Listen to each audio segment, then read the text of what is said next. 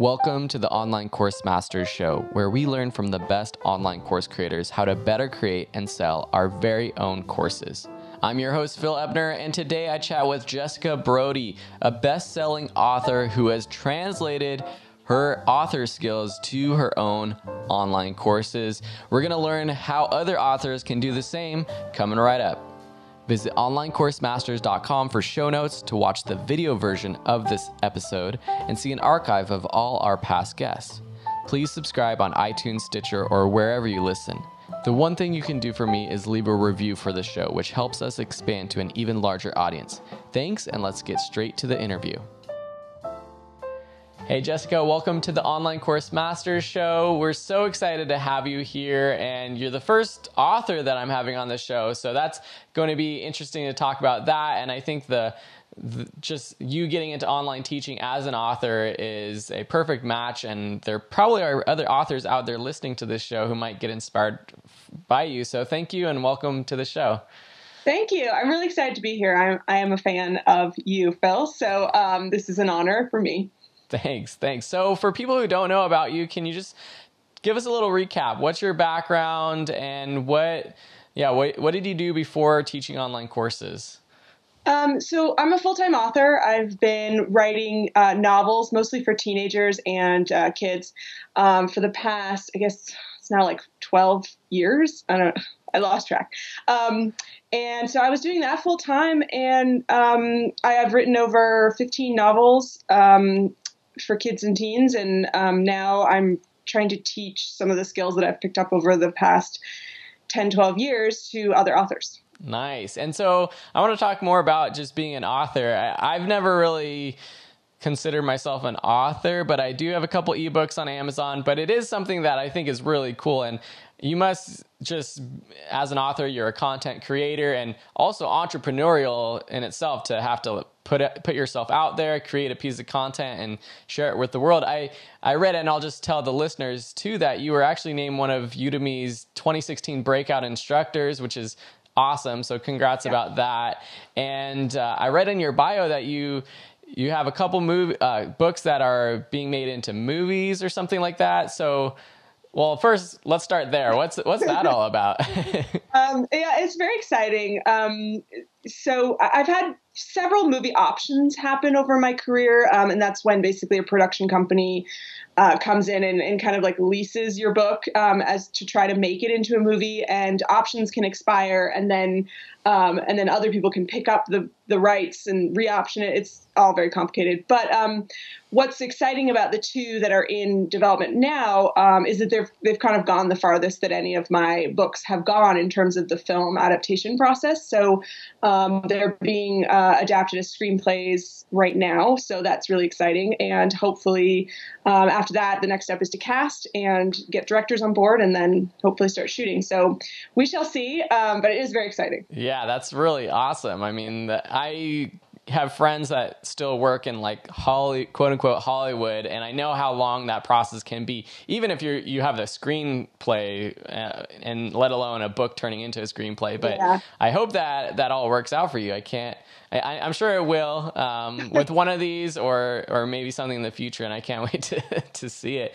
But how did you even get started as an author? Like, what was the process? And it seems like, you've got everything set up with your website and your books have been translated, and you kind of got this book machine going on. How did you get started?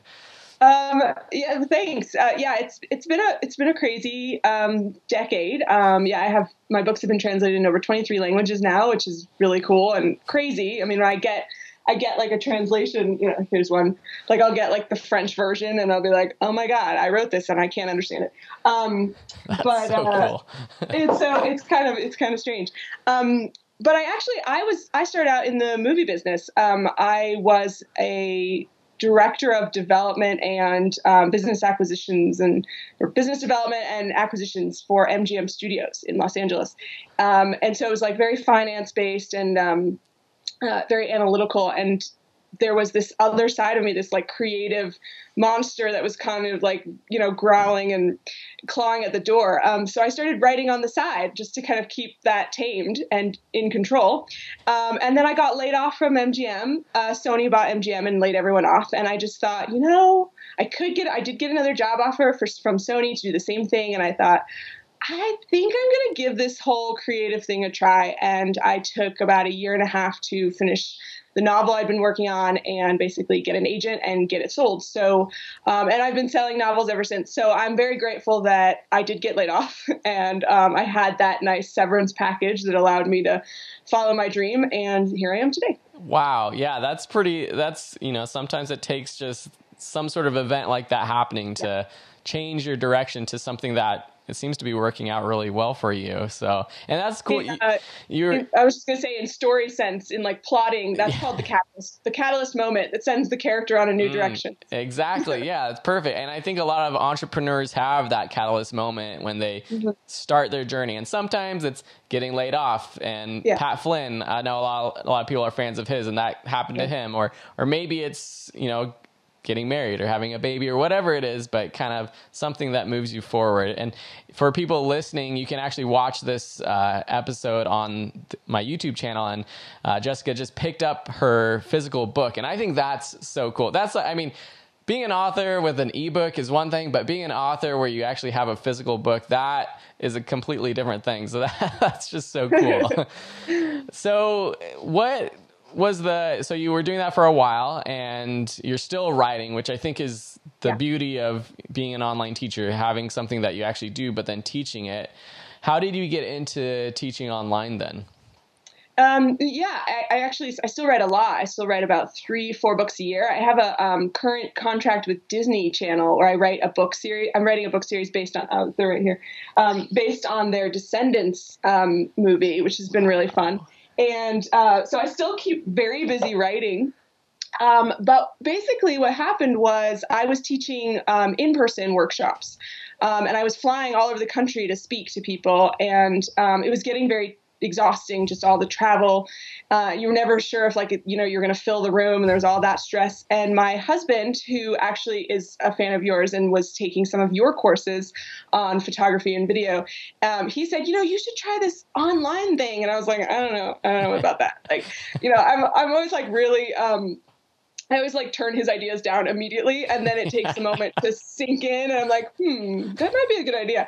And he said, this Phil guy, he posts his revenue, and he's just making a lot of money. And I was like, okay, I'll give it a shot. And so we found Udemy, and we actually looked at a lot of different platforms, and Udemy seemed like the best option for me in terms of, they do a lot of marketing, and there was a lot less upkeep on my end that I had to do.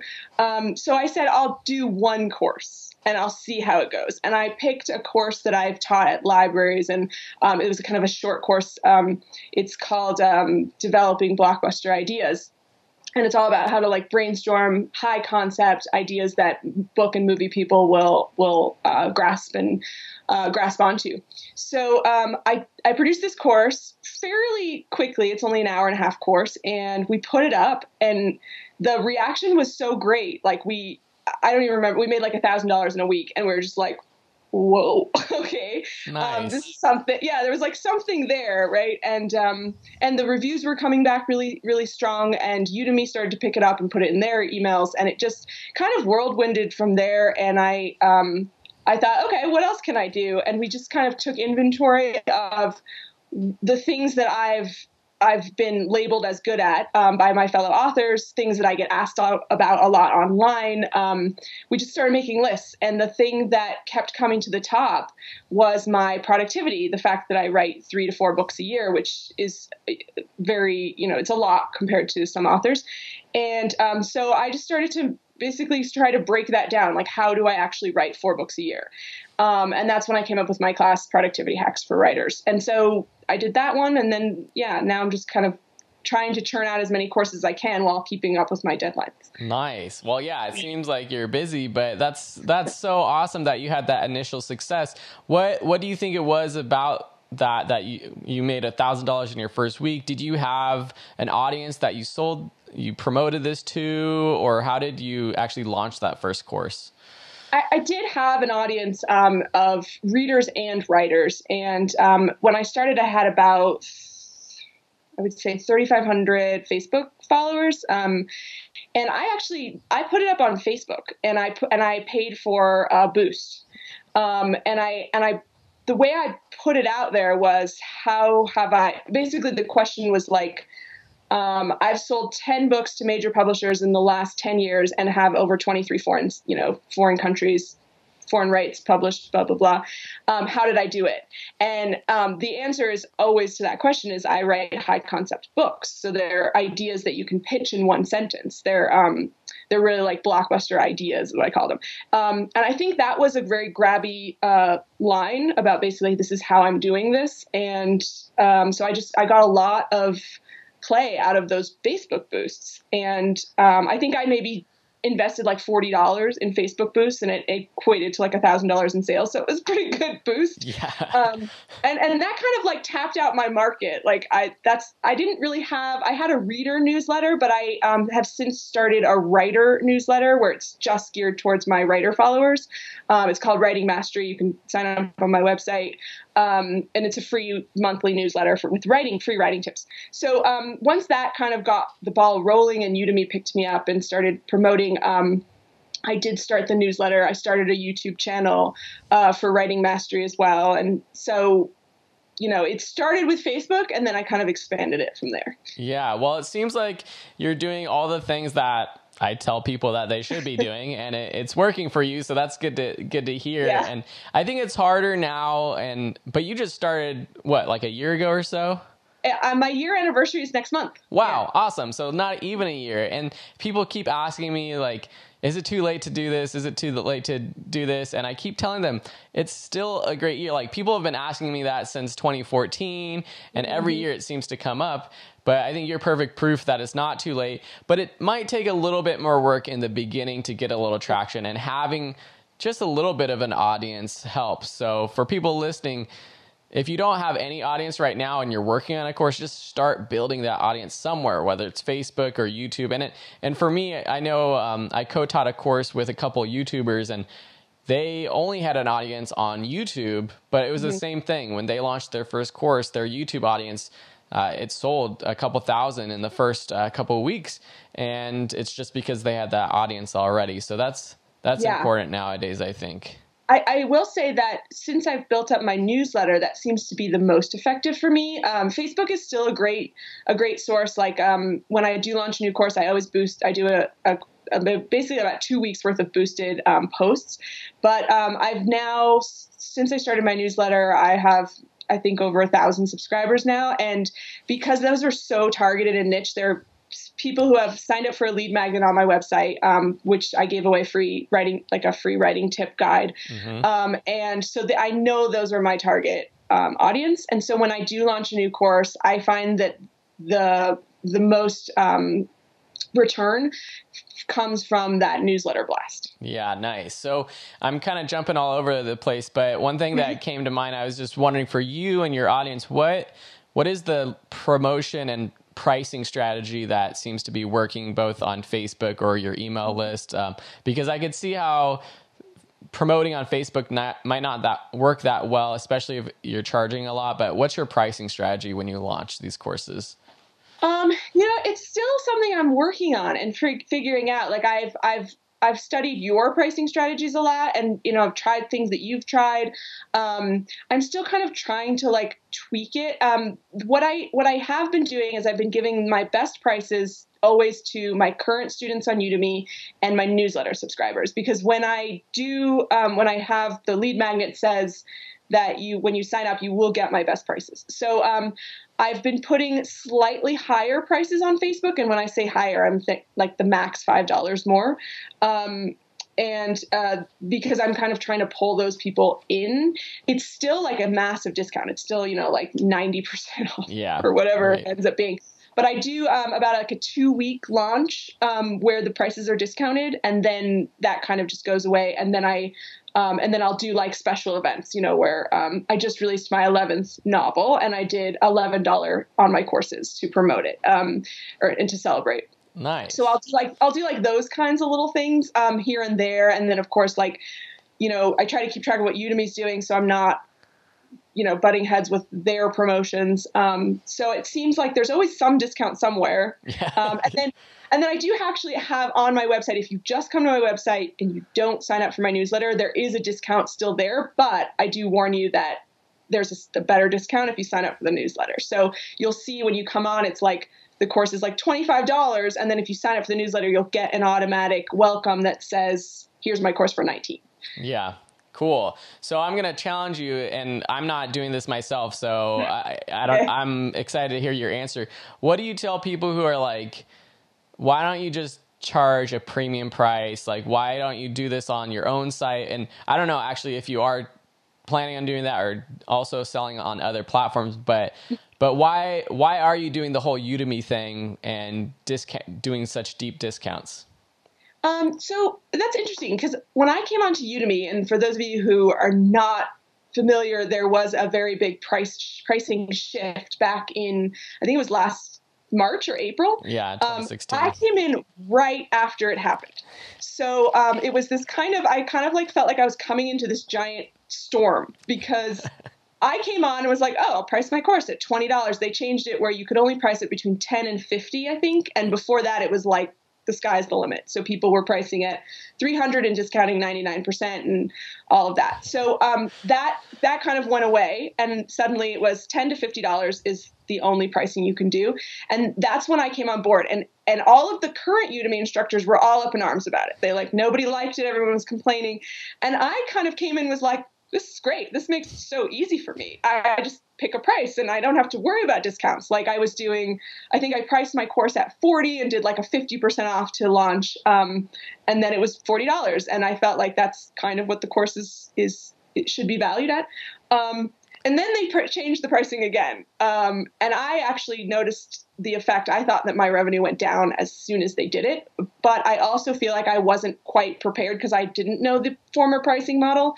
And then I started to study more people's pricing structures and the way they were discounting. And I realized that I think what's worked for me, and I think a lot of Udemy instructors, is the high perceived value of the $200 course and the kind of buy it now discount, like this like impulse purchase discount. So you think, oh my gosh, it's 90% off. I need it right now. And I think that has really worked for me. And I think when Udemy, one of the reasons I did decide to go with Udemy is I heard that they really help promote once your course has kind of reached, or what do they call it, social proof. Mm-hmm. Once you've kind of proved that you've put out a good course that's getting good reviews, they really step in and help. And I have found that it to be true.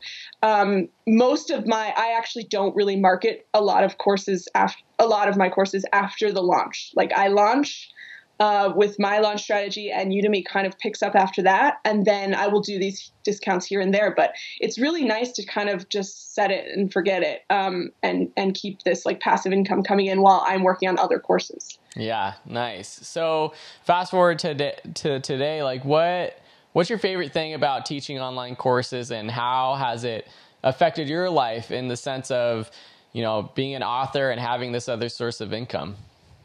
Well, it's been great to have this extra source of income, kind of like as a safety net. Like the writing world is great and it's lucrative, but it is also very unstable. So, you get paid twice a year. You get royalty statements twice a year from your publisher.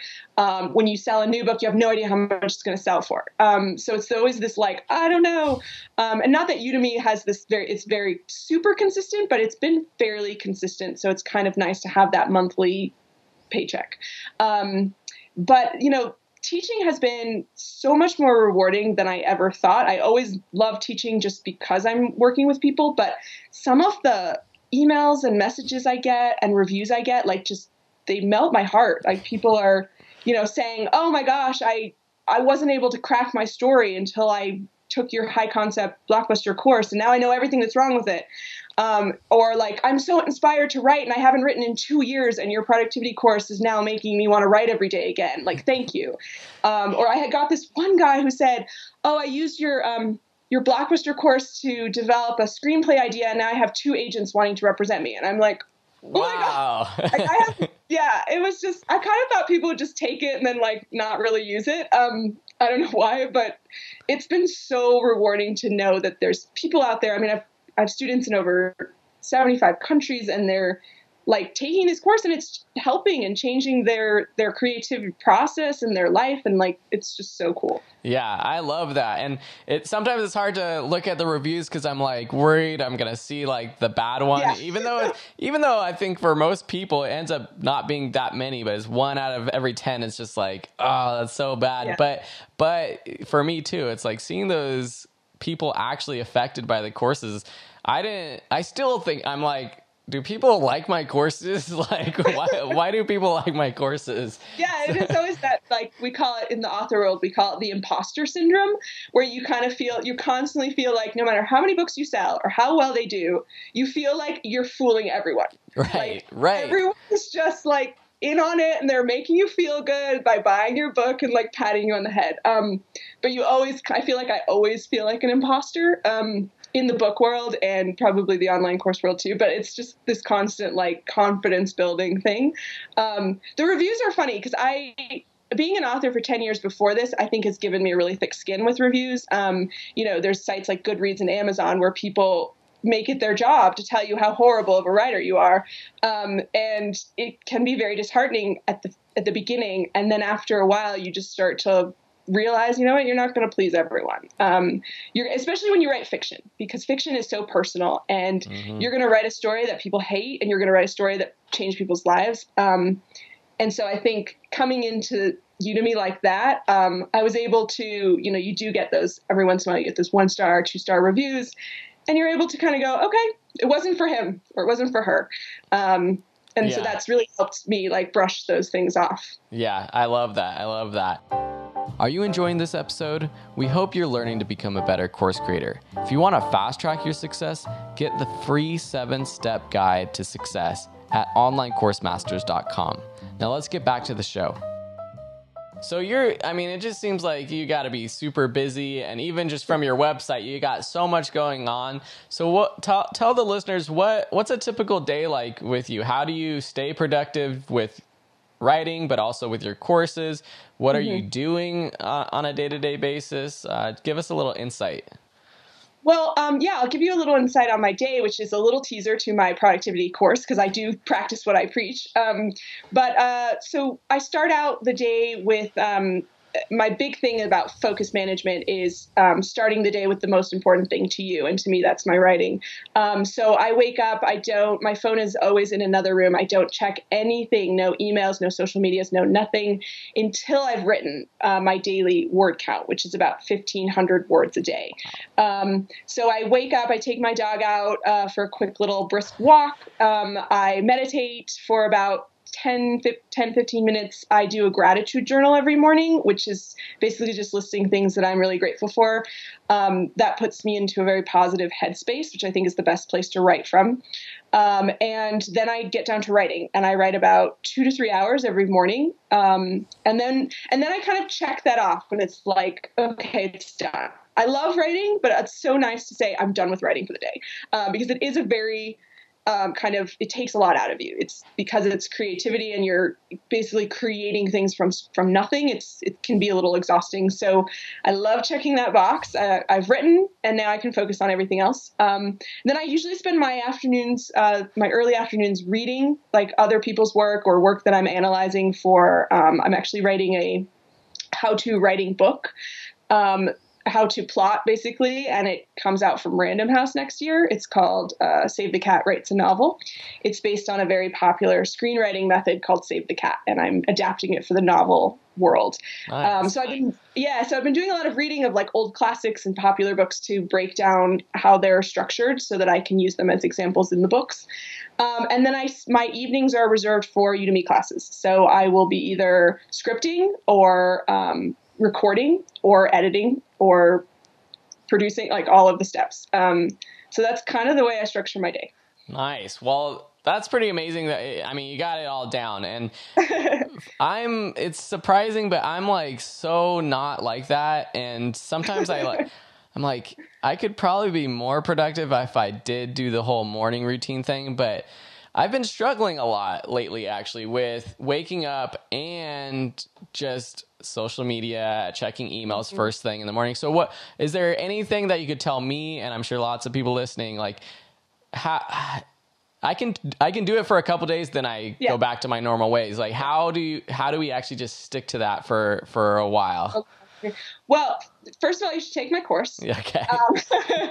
I actually do think productivity hacks for writers can be applied to a lot of other professions because it's all about focus management and how to prioritize your day so that you are getting the most important things done when you're freshest. So the way I kind of describe it in my course is that every day you wake up with like a brand new computer.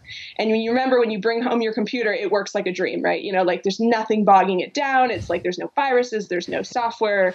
And every time you open a new program in your day, email, social media, the news, it's like a program running in your brain and it's slowing your processing power down. It's basically taking up RAM.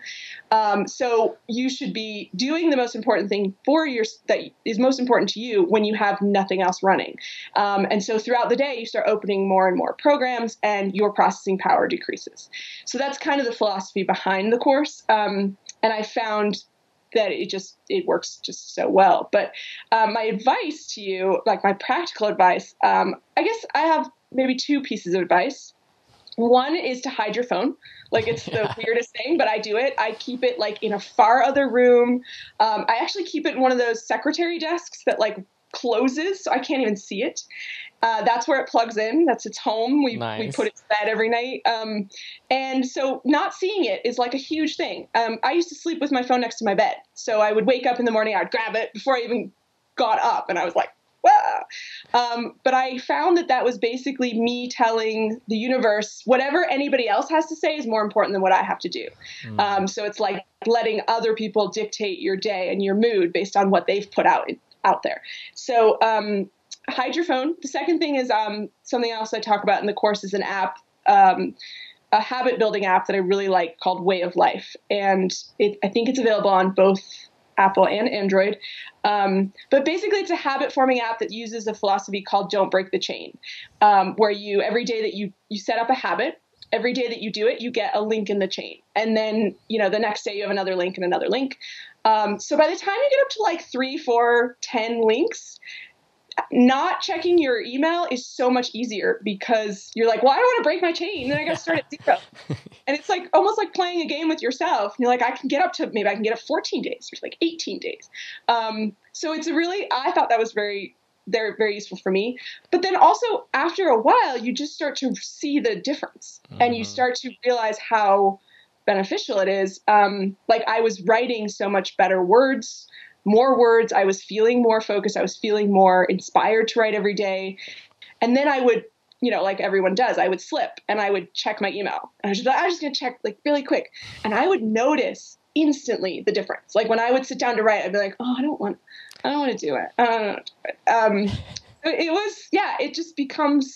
It becomes so noticeable that you just stop doing it.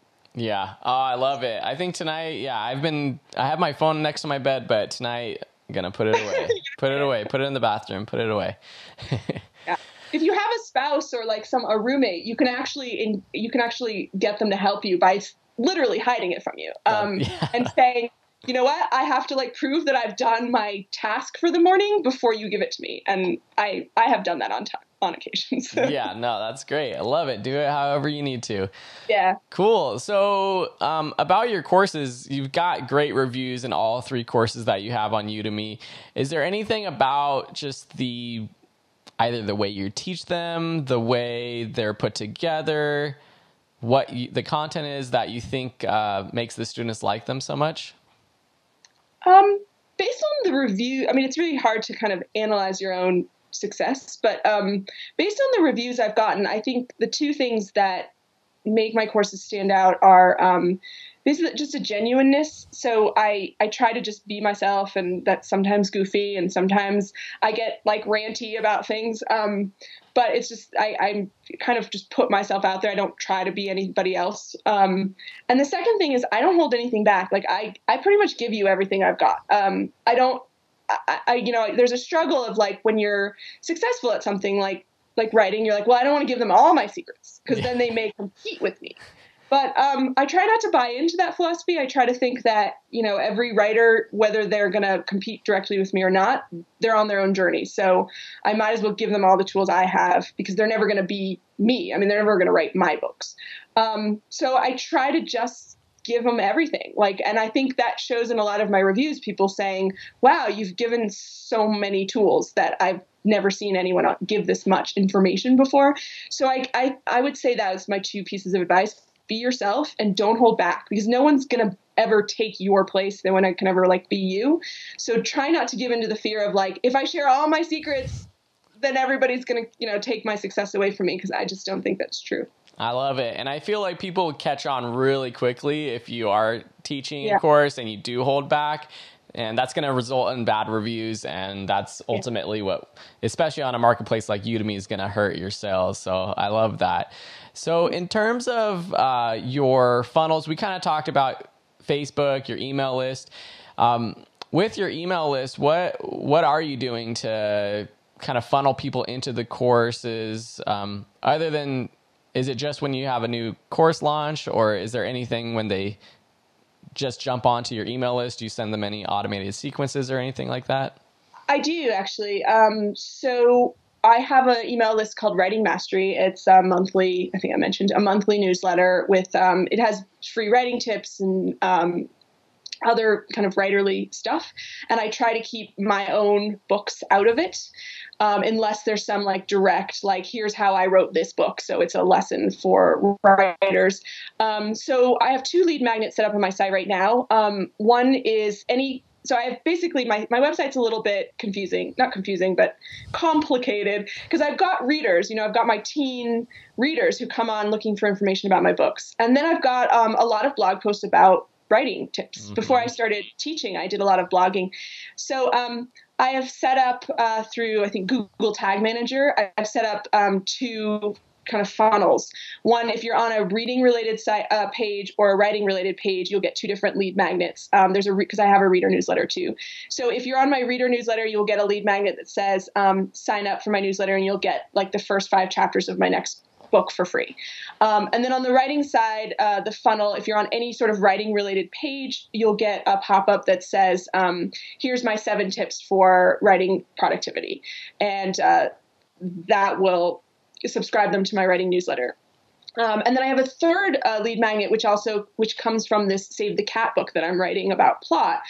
Save the Cat's a very popular method for screenwriters. And they have the Save the Cat website gets over 1 million hits a year. So they're very popular. So a lot of people are Googling Save the Cat for novels. And that's bringing them to some of my content that I've put up relating to plotting using this method. So if they are on a page relating to Save the Cat, they actually get a Save the Cat lead magnet that says, sign up for my newsletter to get a free Save the Cat starter kit, which basically gives you an intro into the program, the format, plus 3 free novel beat sheets or novel breakdowns.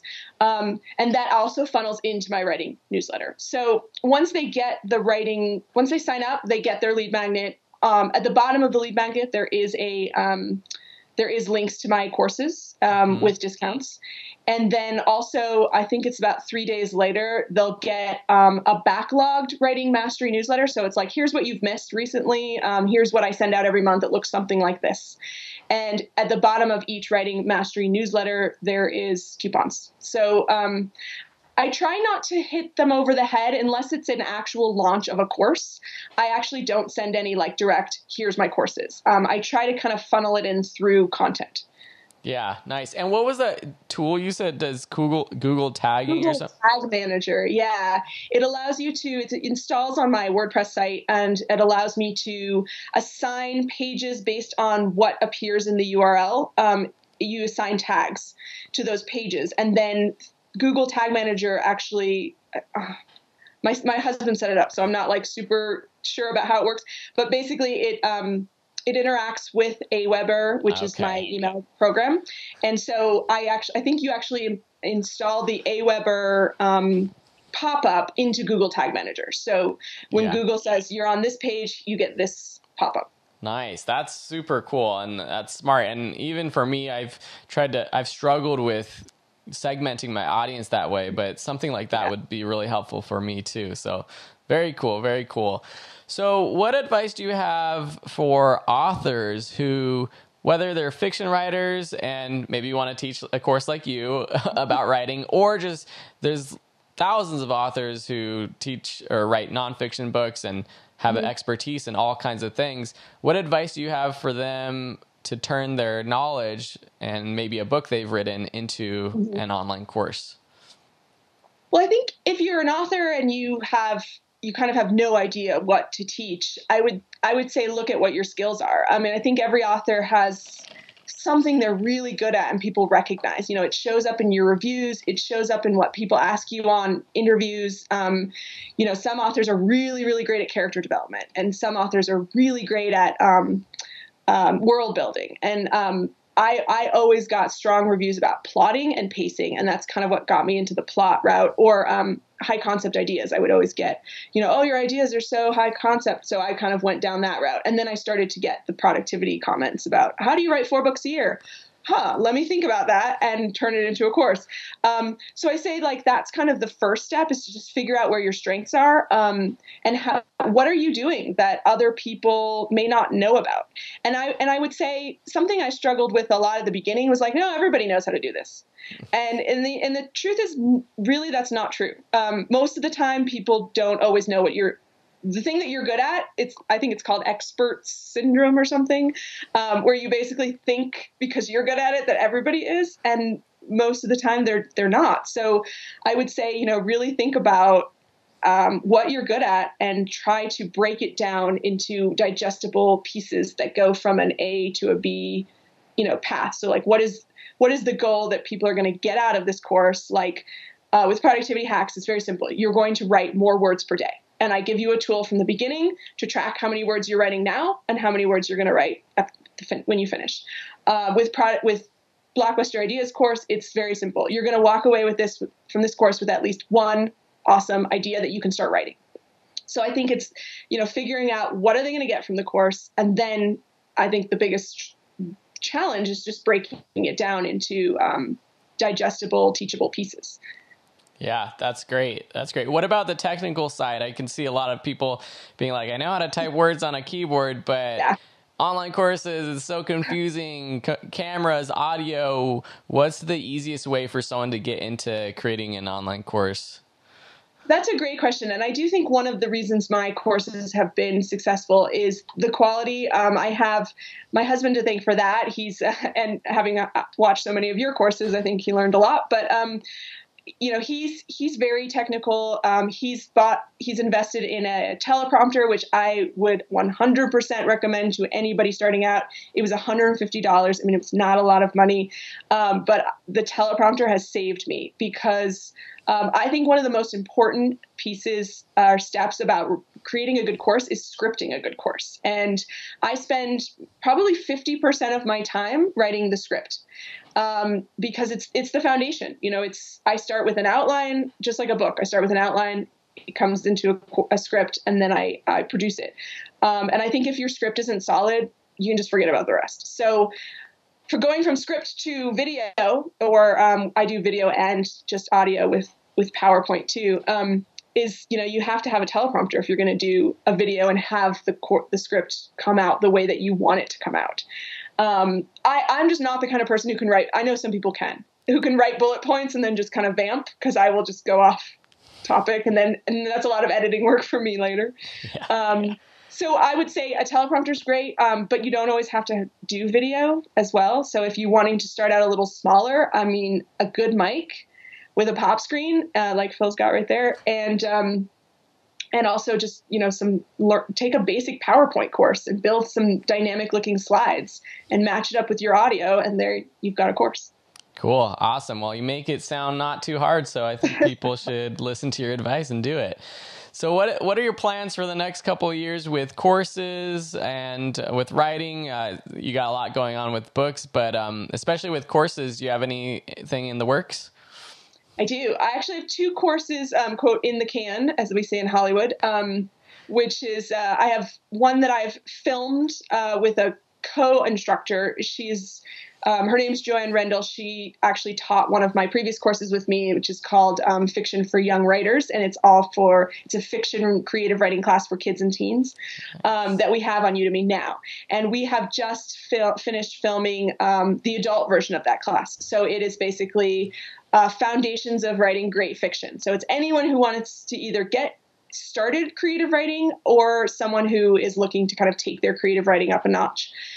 We've just filmed that, so I will be editing that soon. But for now, I'm trying really hard to get this course out by the end of the month. I have a new course I've been working on for months, and it is called Sell Your Novel to a Major Publisher. So it is all about the steps of writing a novel, getting an agent, and getting it sold to a major publisher like Random House, Simon & Schuster, where you can actually see it as a physical book.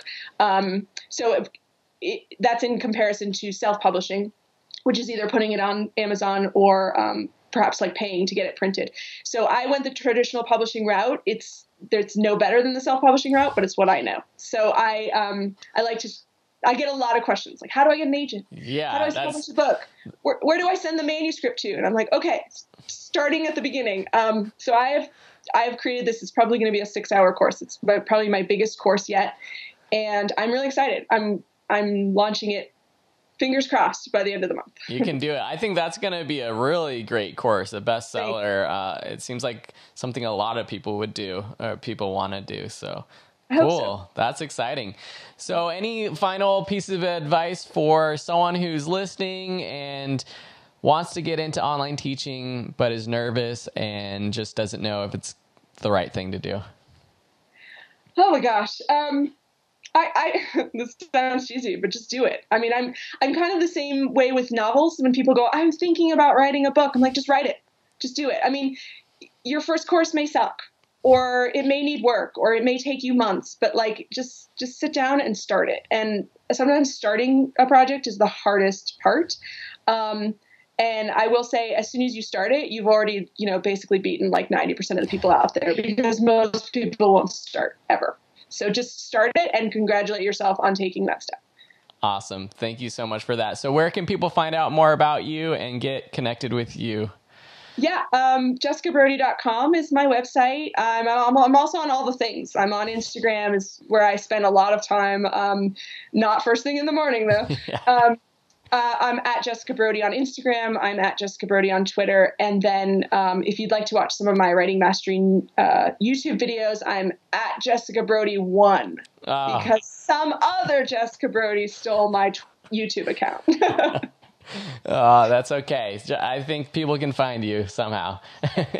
Cool, Jessica. Thank you so much for being on the show, and I can't wait to follow you and see your movie in Hollywood on the big screen someday, and more courses coming out in the future. Yes, thanks so much, Phil. I hope you enjoyed this episode. Remember, there's no better way to learn how to create and sell online courses than heading over to onlinecoursemasters.com and downloading your free 7-step guide to success. If you haven't done so already, please subscribe to the show wherever you listen and make sure to leave a rating. If you do, I might even read it on a future show. Help us reach our first 100 ratings. It'll just take 1 extra minute of your time. Thanks, have a beautiful day, and we'll see you next week on the next episode.